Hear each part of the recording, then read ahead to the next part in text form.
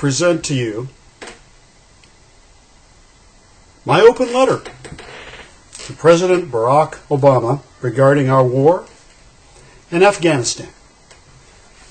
I realize that what I have to say is controversial, but I have been speaking and writing against this war for 9 years now, and I feel that since another general has been relieved of command, we can reevaluate and reconsider our strategy. Please allow me, therefore, to proceed. Dear Mr. President, your decision to relieve General McChrystal was correct. However, you must know by this point that your general's inappropriate behavior in front of the media was an expression of the state of the Afghan war. McChrystal realized that the Afghan government was not coming up to speed, and he also realized that the American military is simply not capable of applying the current rules of engagement as dictated by the counterinsurgency. I find it odd that these details come to light in Rolling Stone of all places. Well, we're all enamored with rock and roll. We discover very easily in the mainstream news that military forces are revisiting the same battlegrounds multiple times to do basically the same jobs that were thought finished before, even after Afghan police and troops were brought in as replacements. Marja is a classic case, and McChrystal calls this site a bleeding ulcer. Unless we realize that our capabilities actually are, or excuse me, what our capabilities actually are, we'll make the same mistake again in Kandahar, which, bear in mind, we have also previously visited. I believe McChrystal reached such a state of frustration that he cracked, as it were. I worry that something similar might happen to General Petraeus. He already passed out in a Senate hearing, apparently because he refused to adequately hydrate and nourish himself for fear that he might not need a relief break during the session. For fear that he might need a relief break during the recession. This behavior might appear obsessive, but are we supposed to allow our generals to throw themselves upon the sword over this particular Afghan challenge? I ask what really constitutes success in Afghanistan. What is measurably achievable? If Al-Qaeda has taken up shop in Pakistan, then what are we doing in Afghanistan? What constitutes neutralizing the Taliban? Extermination? Are you prepared to spend the rest of your presidency in Afghanistan with less than 40% American voter support? Successful options to our militaristic counterinsurgency program are on the table. We know what actions will slowly transform, yet positively nurture, a failed state like Afghanistan. Of course, some actions involve reducing the terrorist threat.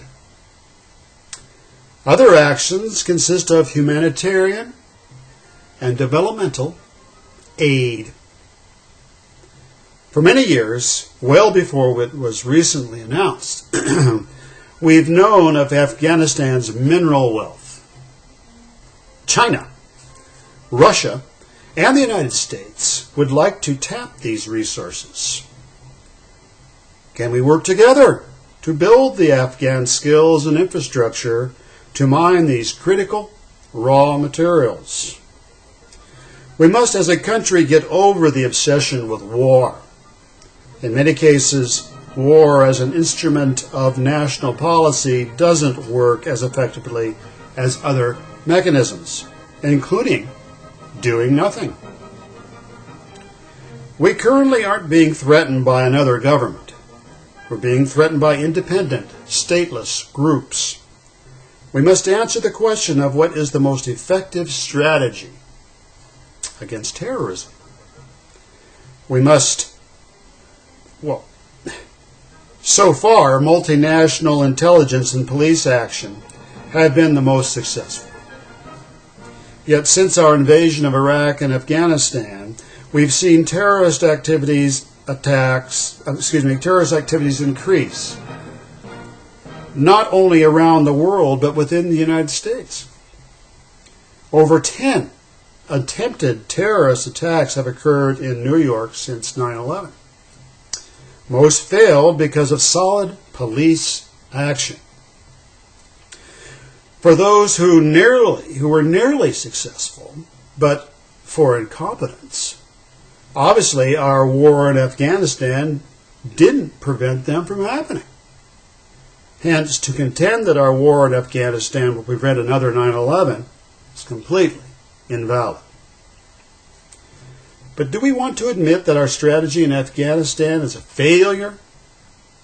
Or do we want to continue the stalemate at best and not admit the failure that every aware person already knows? Peace with honor is what Johnson and Nixon kept saying as we spent 8 years trying to finagle a way out of Vietnam. I'm a veteran of that war, and all of us know that we contrived a way out. It looked honorable. We survived, and now our running shoes are being manufactured in Vietnam. The Vietnamese people are making our shoes. This is honorable?